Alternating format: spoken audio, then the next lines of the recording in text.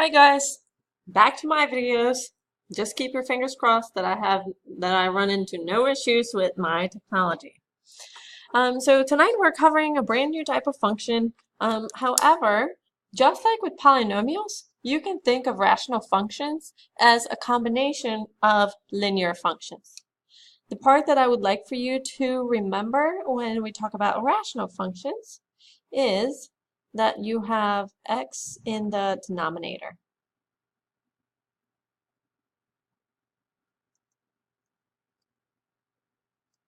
Okay? X in denominator is what this is supposed to say.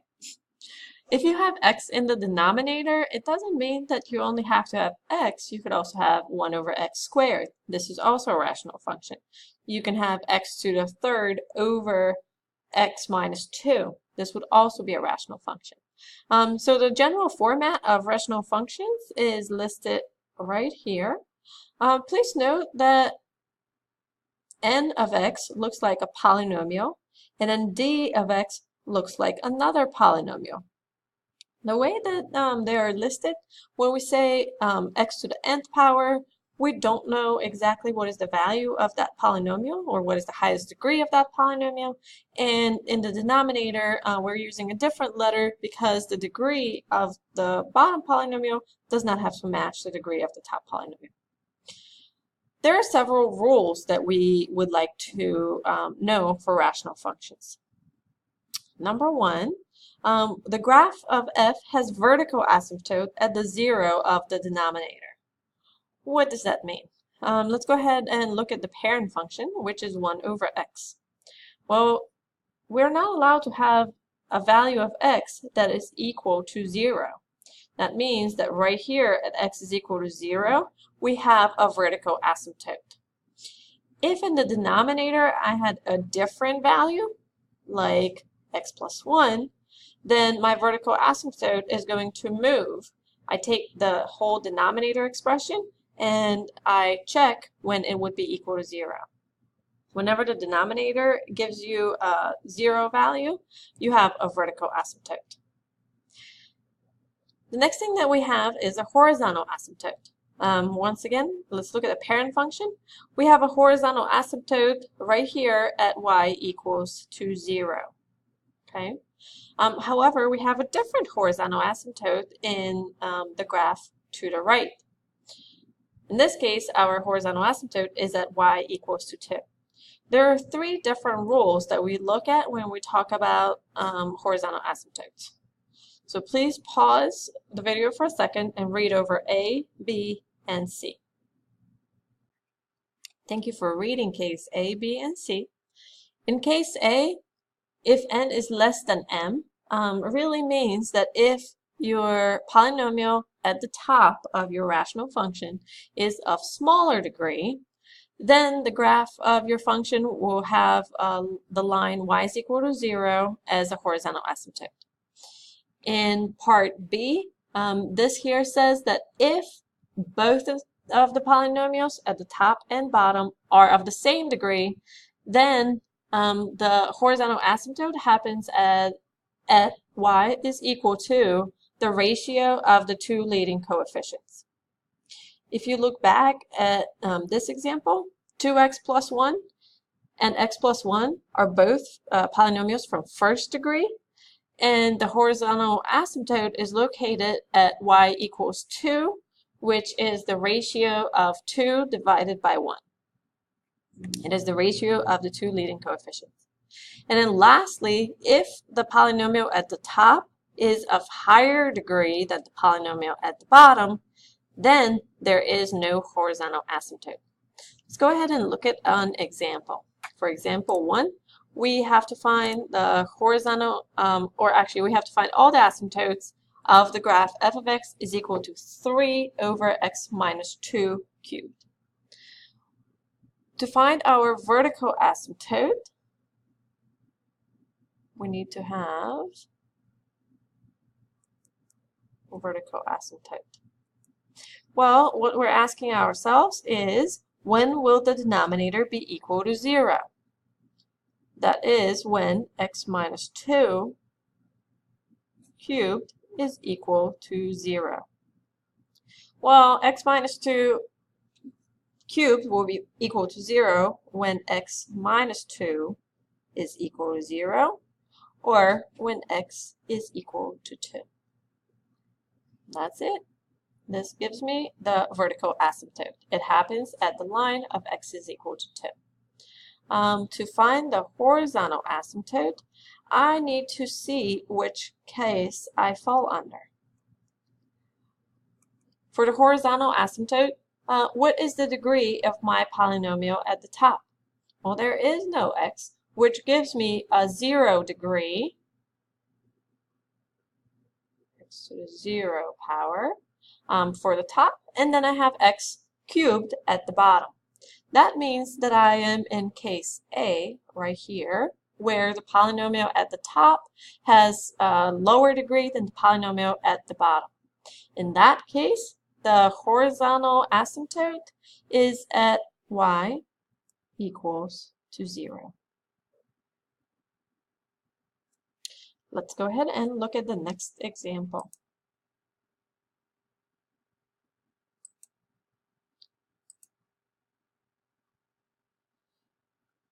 For example 2, you are to find all the asymptotes of the graph f of x is equal to x cubed plus 8 over x squared minus 11. Once again, let's go ahead and get started with finding the vertical asymptote. So for a vertical asymptote, you are once again asking yourself, when will the denominator be equal to 0? And just go ahead and rewrite the denominator as you see it and solve when it is equal to 0. To solve this, I need to add 11 to both sides. I get that x squared is equal to 11. Well, I need to take the square root of both sides, which gives me that x is equal to plus or minus square root of 11. Even though it does not look like a pretty number and it might take you a while to find where exactly it is located on your graph, this is where your vertical asymptotes will happen. In this case, we have 2 vertical asymptotes. Now let's look at the horizontal asymptote. We're asking ourselves, which case do we fall under? So for horizontal asymptote, at the top, we have a polynomial of the 3rd degree. On the bottom, we have a polynomial of the 2nd degree. So we're in the last case where n is greater than m. What that means is there is no horizontal asymptote. Let's go ahead and look at the last example. For the last example, once again, let's go ahead and get started with our vertical asymptote. To find the vertical asymptote, once again, same procedure. You are finding when is the denominator going to be equal to 0. Okay. This also refreshes how you can factor a quadratic function. Please note that here your quadratic has a leading coefficient of 2. It might be helpful to refresh how to actually factor quadratic like that. So the first thing that you might want to do is multiply the constant and the leading coefficient together. 3 times 2 gives you 6. Okay. Now ask yourself, what 2 numbers can you multiply together to get 6 and add together to get 7? Well, it looks like it is 6 plus 1. This information is useful so that we can break our 7x into 3 plus 6x plus x, and then we have our square term, which is plus 2x squared. Okay. Now we can actually apply grouping instead of trying to factor it in any other format. From these first 2 terms, let's go ahead and factor out the 3. That leaves you with 1 plus 2x. From the last 2 terms, let's factor out an x plus x times 1 plus 2x. Well, look at this. I ended up with the same factor. So now I can factor out 1 plus 2x.